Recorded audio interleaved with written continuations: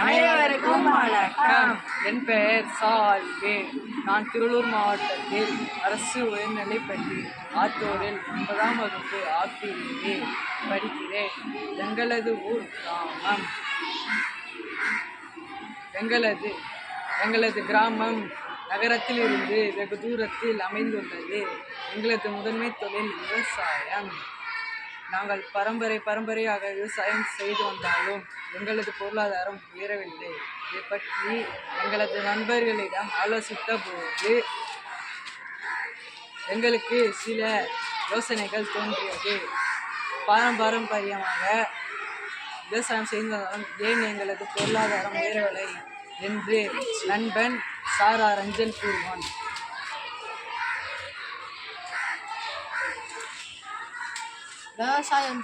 விவசாயம் செய்த பொருட்களை சந்தைக்கு கொண்டு போக போக்குவரத்து வசதி இல்லை. மீண்டும் விவசாயம் செய்ய பொருளாதாரம் இல்லை. புதிய தொழில்நுட்பங்கள் பயிலவில்லை.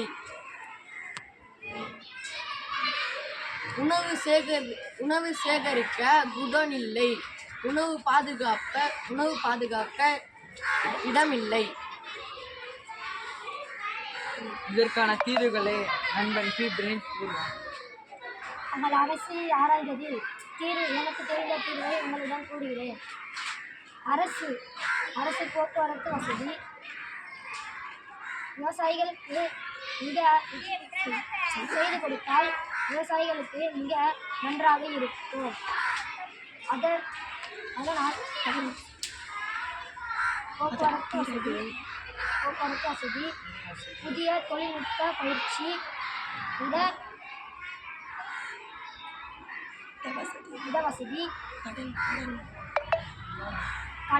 விவசாயிகளுக்கான கடன்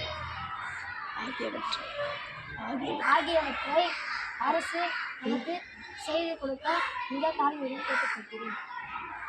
இதை பற்றி நாங்கள் குழுவாக ஆராய்ந்த போது எங்களுக்கு கிடைத்த யோசனைகளை உங்களிடம் கூறுகின்றோம்.